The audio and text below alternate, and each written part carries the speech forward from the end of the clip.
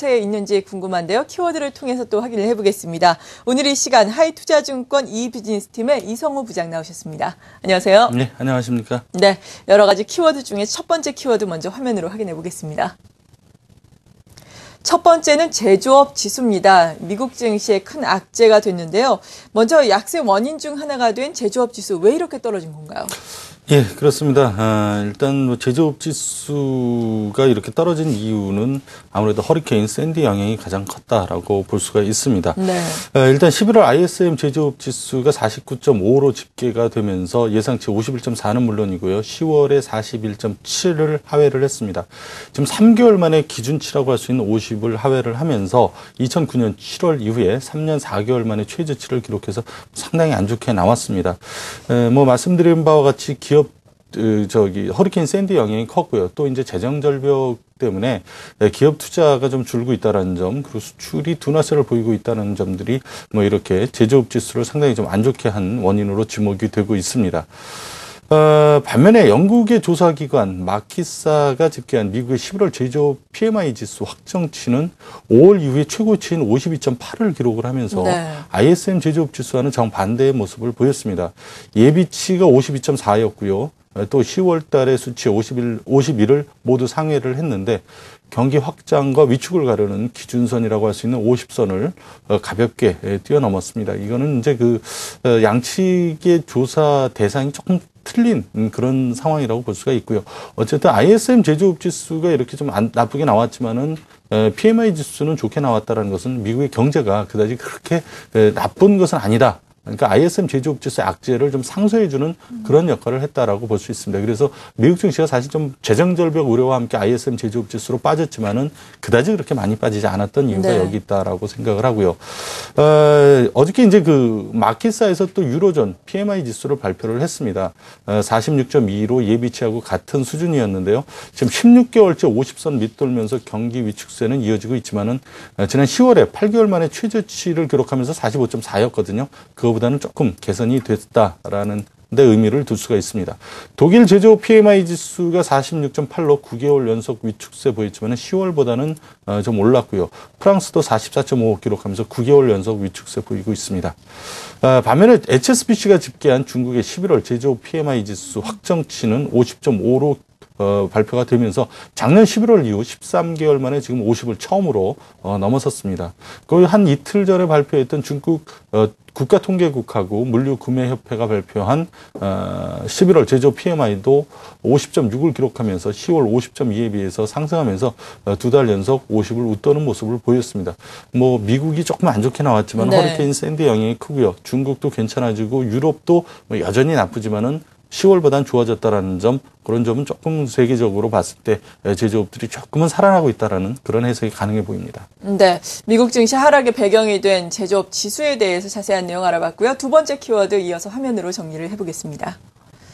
두 번째는 미국의 자동차 판매입니다. 자동차 판매는 꽤 괜찮았습니다. 11월 자동차 판매가 큰 폭으로 증가를 한 것으로 나타났는데 앞서서 허리케인 샌디의 영향으로 제조업 지수는 좋지 않았는데 이 영향으로 자동차 판매는 괜찮았다고요? 예, 그렇습니다. 11월 미국의 자동차 판매가 큰 폭으로 네. 증가를 했는데 연율로 따졌을 때 그러니까 뭐 곱하기 12 정도에다 계절 조정을 좀 한 것으로 봤을 예. 때 한 1,500만 대 정도 지금 집계가 되고 있습니다. 정확한 수치는 조금 더 지나봐야 알겠는데 어쨌든 전년 동기 대비 한 11% 증가한 것으로 추정이 되고요. 자, 이렇게 1,500만 대 넘기는 것은 2008년 2월 이후에 처음 있는 일이라고 합니다. 뭐 이런 판매가 가능했던 이유가 허리케인 샌디 때문인데요. 아시다시피 이 샌디 때문에 자동차들이 많이 파괴가 되거나 물에 그렇죠. 잠기면서 못 쓰게 됐습니다. 대충 이런 자동차가 25만 대 정도가 된다고 그럽니다. 그래서 자동차를 새로 사야 되는 부분이 있고 또 10월 달에 있었던 10월 말에 있었지 않습니까? 그러면서 11월 달에 모든 전력도 공급이 안 되고 그러면서 자동차 판매 사고 싶었는데 그걸 못 산 수요가 거죠, 예. 그게 이제 2월이 되면서 11월 달에 집중적으로 몰리면서 이렇게 많이 좋아졌다, 판매가 증가했다라고 보고요. 업체별로 봤을 때 GM이 전년 동기 대비 3.4% 증가한 18만 6,505대를 판매하면서 2007년 이후 가장 많은 11월 판매량을 기록을 했습니다. 그러나 예상치 7.6%보다는 조금 하회를 했고요. 포드가 6.5% 늘어나면서 예상치 2.4%를 큰 폭 상회했고, 크라이슬러가 무려 14%나 증가한 것으로 발표가 됐습니다. 2007년 11월 이후 가장 많은 11월 판매량을 보였고요.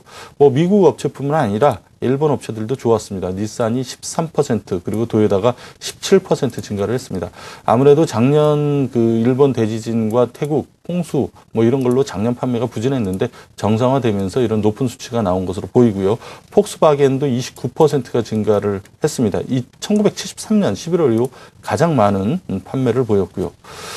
참 우려가 됐던 현대차 같은 경우도 네. 11월 판매량이 8% 증가를 한 5만 3,487대로 미국에서 역대 11월 중에서 가장 많은 판매량을 보였습니다.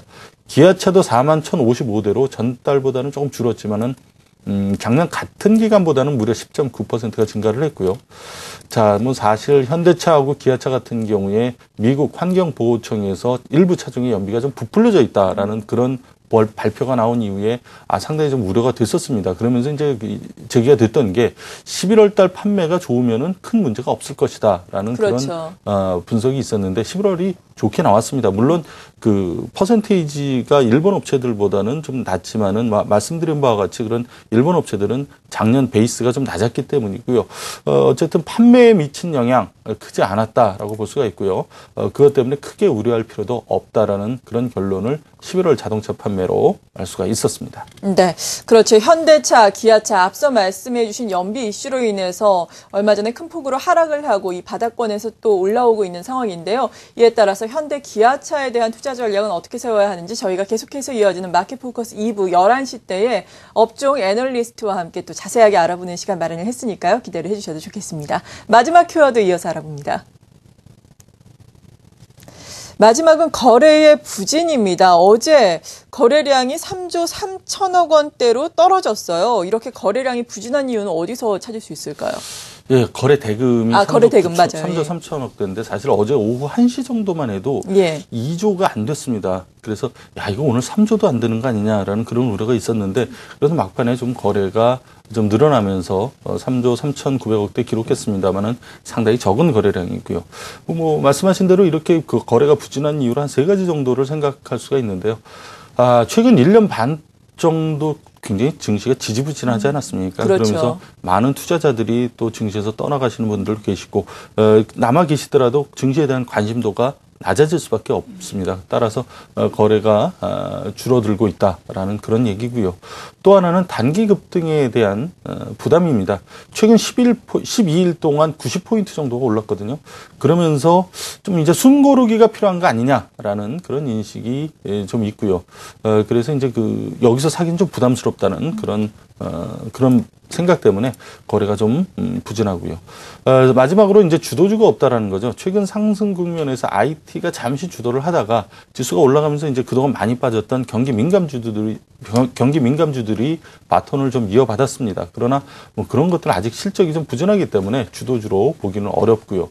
뭐가 주도주가 되느냐 아직 여러 치열하게 싸우고 있습니다만 아직 이거다라고 얘기할 만한 주도주 또는 주도 업종이 없다라는 거죠. 근데 주도주나 주도 업종이 있어야 여기서 이제 거래가 터지고 막 좀 활발하게 증시가 상승 에너지를 갖게 되는데 그런 게 없다 보니까 거래도 줄어들 수밖에 없는 거 아니냐라고 그렇게 볼 수가 있습니다. 근데 안타깝게도 거래가 당분간은 좀 늘어날 가능성은 많지 않다라고 생각을 합니다. 네.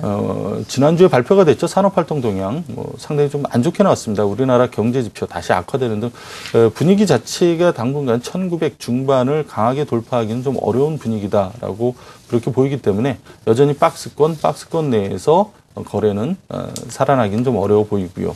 다만 한 가지 우리가 기대해야 하는 것은 다음 주죠. 이달 12일 날 미국 FOMC가 열립니다. 여기서 요번 이달 말, 그러니까 올해 말로 종료가 되는 오퍼레이션 트위스트를 대체할 새로운 어떤 부양책이 나오지 않겠느냐라는 그런 기대가 지금 큽니다. 이번 주에 이번 주말에 이제 고용 지표가 발표가 됐는데 역시 샌디 영향으로 상당히 안 좋을 것이고 그것을 빌미로 인해서 종료되는 오퍼레이션 트위스트를 대체할 어떤 대책이 나온다면은 지수는 2,000 정도까지도 한번 상승할 수 있는 모멘텀을 받지 않겠느냐 그렇게 보는데 뭐 그게 좀 확실히 정해지기 전까지는 당분간 상당히 좀 지지부진하면서 뭐 오늘도 다시 이제 종목 장세가 되고 있는데 예. 시장은 대형주보다는 중소형주 쪽이 좀 움직일 가능성이 크다라고 생각을 합니다. 네, 그렇다면 어떤 종목들을 찾아봐야 하는지는 계속해서 저희와 함께 전문가 여러분들의 의견 들어보시기 바랍니다.